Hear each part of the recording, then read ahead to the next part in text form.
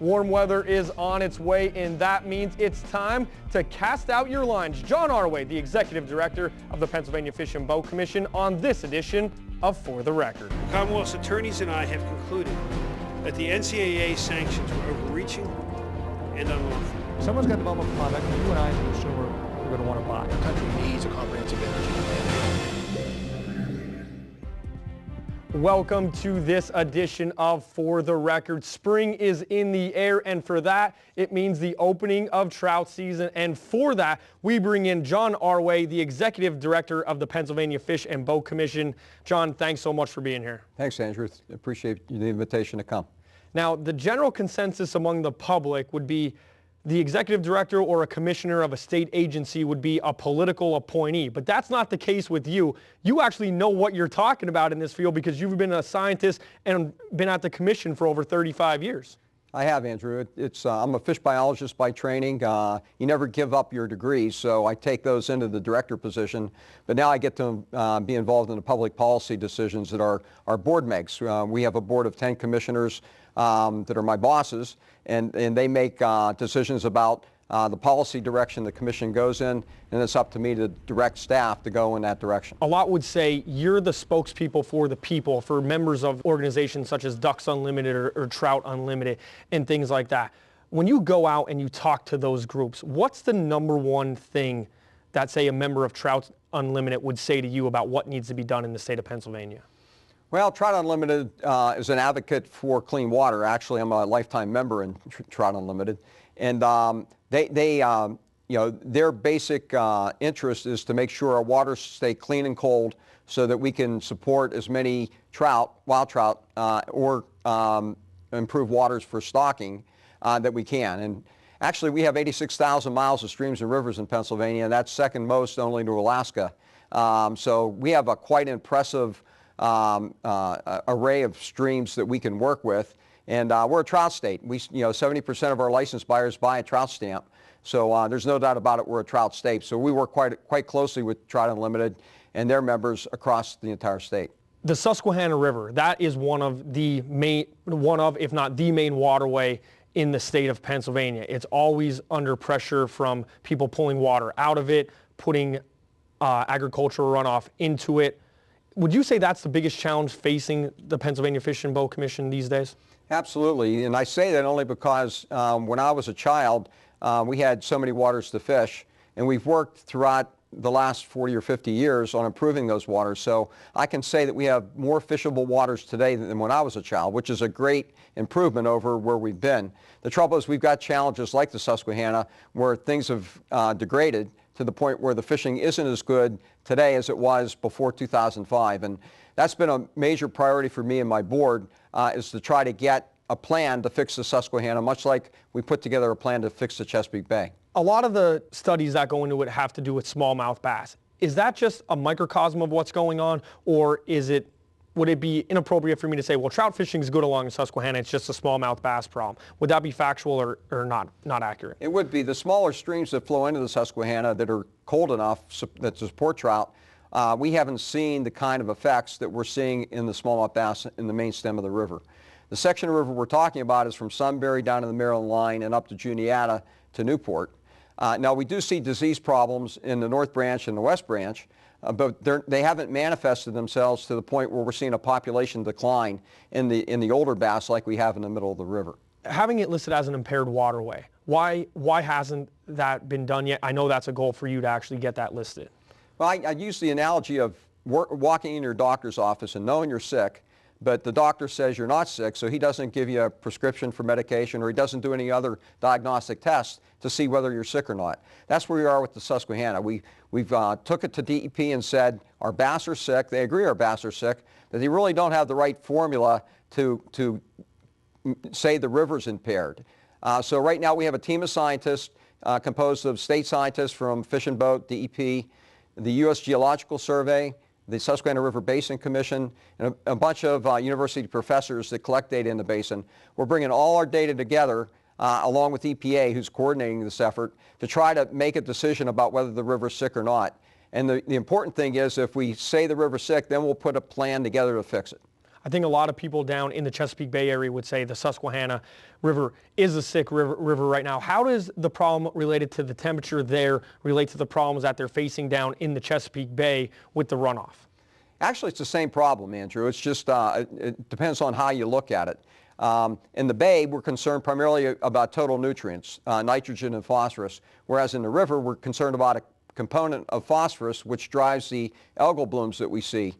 We went up in an airplane and photographed the river back in 2010 and saw blankets of algae coating the river from west shore to east shore that we've never seen before in the history of the river. And I know your viewers that fish the river know in the summertime if they try to fish a jig in the river, it'll get fouled with algae. It's called a nuisance algae, and we've seen problems with similar problems with algae and nutrients, for example, in Lake Erie. Toledo had to shut down their water supply last year because of a toxic algae called microcystis.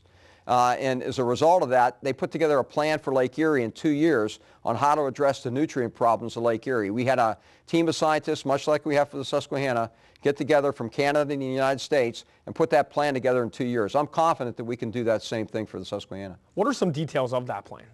The plan for the Lake Erie involves better ways to manage nutrients. Don't put manure on farm fields when the fields are frozen and have snow covering, because what happens is when the snow melts, it drains into the streams and carries down to Lake Erie. So there's basic components of the plan. Just do it smart. You know, use your fertilizers in a smart way. Fertilizers sometimes are disposed of rather than being used as a beneficial use to treat soils. You know, farmers don't want to overply their soils, but a lot of times they have to because they have too much manure to deal with and no place to put it. So we need to put together a plan on how to address this on a large extent, because a national survey was done by EPA and found that 50% of the waters in our country are impacted by nutrients, 40% by dissolved phosphorus. So the Susquehanna story is not just the Susquehanna. It's rivers like the Potomac, the Shenandoah, the Mississippi, and a lot of the major tributaries around the country are seeing the same thing we're seeing on the Susquehanna. John, we haven't even talked about fishing licenses yet, and we'll do that when we come back. You are watching WHVL's For the Record.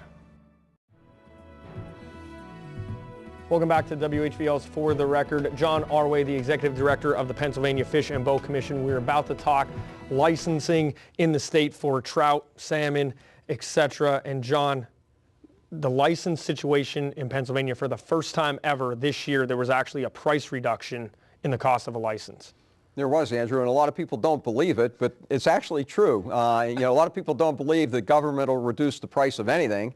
But we're trying to operate like a government business, and I know a lot of businesses around have to look at their sales patterns and adjust depending upon what's happening. And we felt it was time. We've raised license fees over the course of time since 1921 when we sold our first license, whenever inflation caught up to us and we had to increase prices in order to provide the goods and services that we provide. This year we decided to switch it up because in 1990 we peaked out in sales at 1.2 million licenses. And then every time we increased license fees for 3 times, we lost 8 to 10% of sales. We went from 1.2 million customers down to 860,000 customers. And we didn't want to increase fees again because we didn't want to drive more people away from fishing and give them an excuse not to fish. So we thought, well, for the first time in the country's history, most of the states are increasing fees still. We're going to try it out in Pennsylvania. We got the support of the legislature to allow us to do it, and then our board supported it. So this year, for the first time in our history, 150 years next year, we've reduced the cost of a license by $1. And a lot of people say, what's $1? Well, it's 5% of the fee. It's a $20 license and a $1 price reduction. But the idea is to catch attention. We call it catch the value promotion. To catch the attention of anglers that come and go from our sport. We have 860,000 licensed buyers, but we actually estimate 1.1 million anglers in our state. So that's a churn rate of 250,000 people.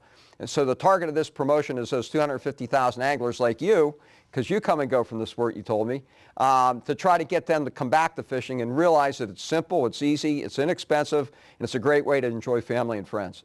And I'll be honest, I was an avid fisherman growing up. I'd go to Canada, and just with the busyness of the job, it's kind of slipped away, and I couldn't argue, well, I can only go once. I don't want to pay, over $20 to go.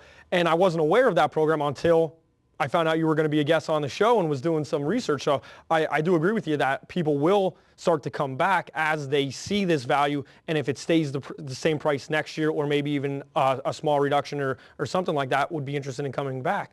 And just looking at some of the license numbers from 2009, there was over 1.4 million total bought. 2014, 1.402 million bought, but then 27,000 with the new program that you guys introduced, a 3- and 5-year license program. We did. The legislature gave us the ability to sell a multi-year license, and we came out with 2 categories, a 3- and 5-year. And we've sold about 60,000 of those 3- and 5-year licenses over the last 3 years. It's a little less than I had hoped because based on our estimates, we feel that about 10% of our customers are avids. They buy a license every year. So that means that about 86,000 of them should have bought a 3- or 5-year license for convenience. But 60,000 is pretty good, and what that does is that gets our sales started for the next year, because we go into those years with that many people already have already purchased their licenses. So we're real happy with the response we got. We ran a special promotion this December when we started selling licenses for 2015 and applied the $1 license reduction to the 3- and 5-year licenses. So you could save $3 and $5 on a 3- and 5-year license during the month of December, kind of like a holiday special. Now, the future of a sport always relies on the youth of a state, on the youth of a country. How do you go about attracting the young kids to saying, you know, go out fishing with your mom and dad, because this is something that'll be around when you're older? Well, one of the problems today that we hadn't seen in the past is the competition for people's time.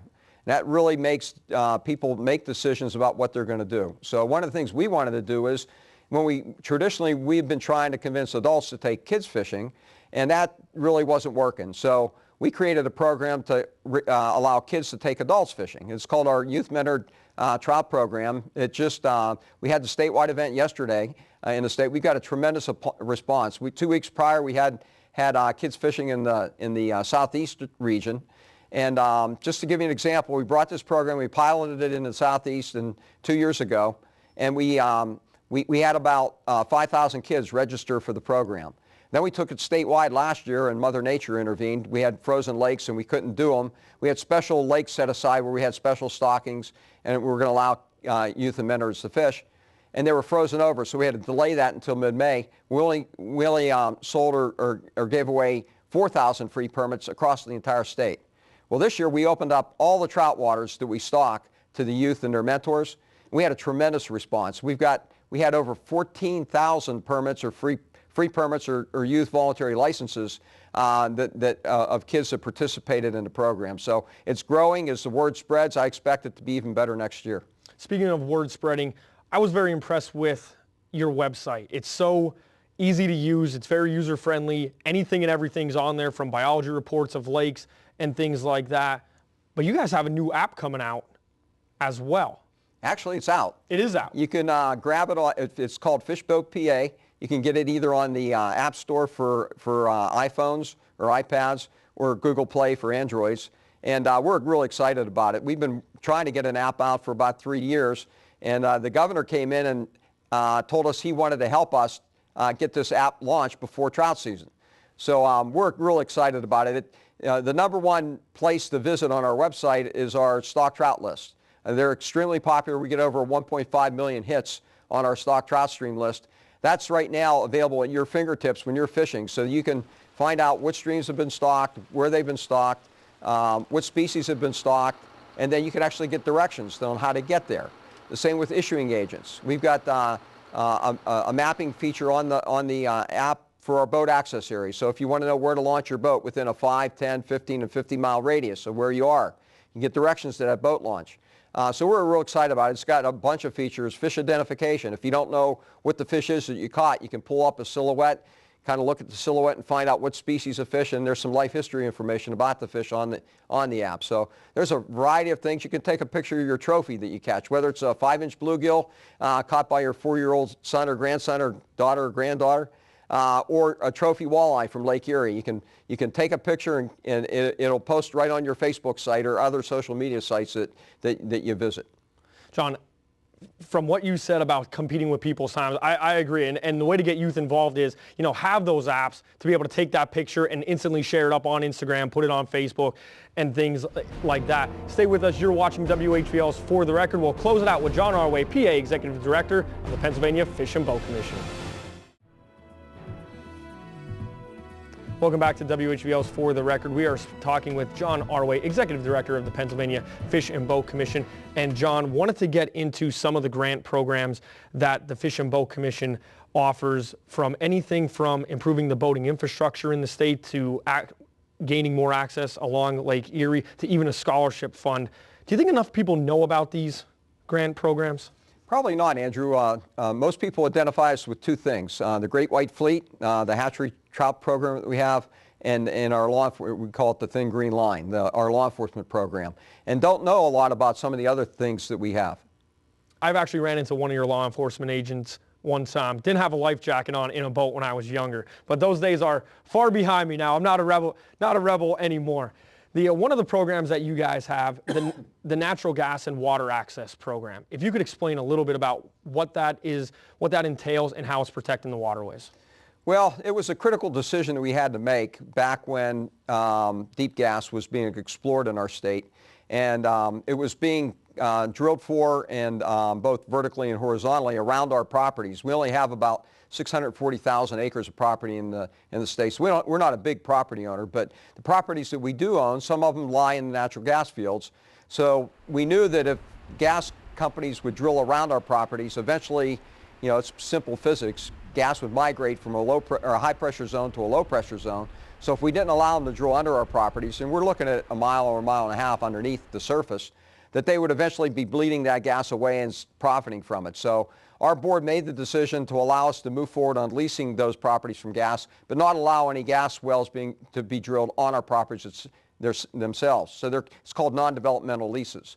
So we get funds from those leases that we have, that we put in an account called the Natural Gas and Water Access Program, that we then use to offset spending from the other three primary revenue sources we get, which are fishing license dollars, boat registration fees, and the excise tax on sport fishing equipment. That's the federal tax. Now, you mentioned the properties that the commission owns. Is there any negotiating that goes on with maybe, say, private landowners? Because all the time you see people, more and more, like waters that used to be open are now posted, whether it was bought by a club or a private landowner just decided to post it. Is there any negotiating that goes on and says, hey, can you keep this open, and maybe we could, you know, maybe throw a couple bucks here or there? Absolutely. One of the best examples of that is Lake Erie. We have a Lake Erie stamp fund. When you fish Lake Erie or the tributaries, you have to buy a stamp. That money goes into a restricted fund, and we use that for boating access and habitat work based upon how the law was designed that created that fund. And we buy up leases. We get conservation easements on properties where we pay landowners to keep their property open for angler access forever. And then we actually buy properties. We don't have a similar program statewide, although we do have some limited funds that we can work with statewide on critical accesses around the state. We actually have a boating and angler access plan where we've identified prime areas where we'd like to get additional access to service the boaters and anglers of our state. Now, keeping water healthy and keeping water abundant, always a priority. The charging for the privilege to withdraw water. If you could take us into that plan a little bit.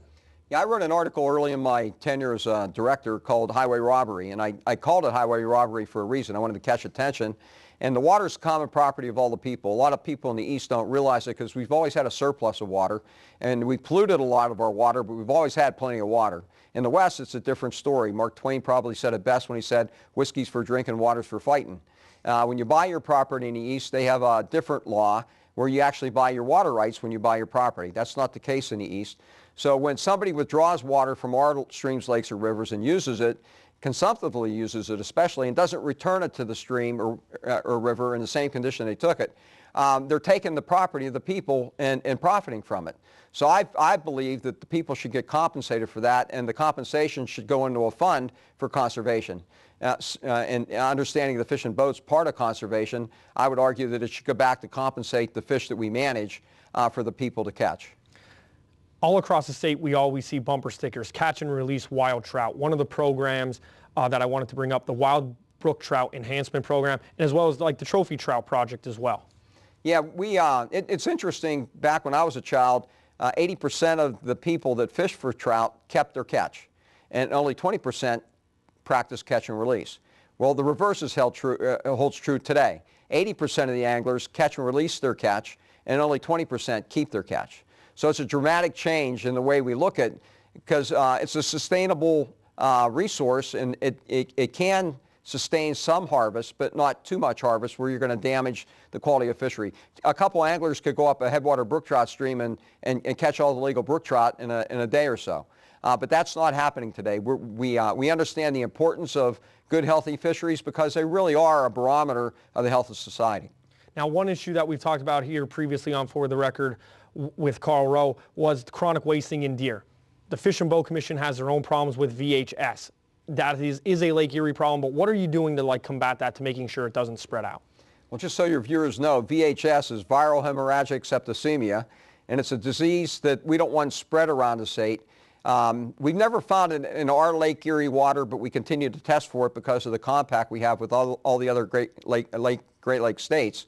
And as a result of that, we have special rules where we ask you to clean your gear before you leave the Lake Erie watershed so you don't spread this disease. We don't want you to take your bait fish or your emerald shiners or other bait that you might collect at Lake Erie and spread it to other waters for fear that this would spread around the state, and that's not a good thing. Now we're heading into the warmer months. That means more crowded lakes, more crowded waterways, boating safety. It seems more and more often around, especially I'll call them party holidays, there seems to be a boating accident somewhere. What is the Boat Commission doing to maybe limit or maybe create more awareness on those crowded lakes?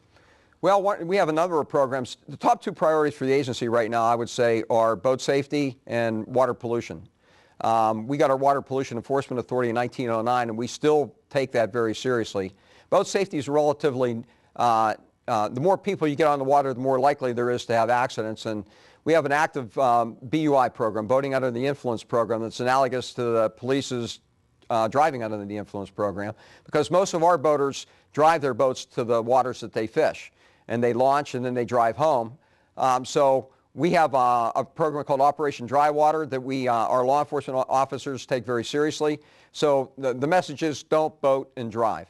John, before I let you go, if you could tell people where they could go to keep up to date with everything that's going on in the Fish and Boat Commission. Well, we have a great website. It's fishandboat.com, and don't forget our app, Fishboat PA.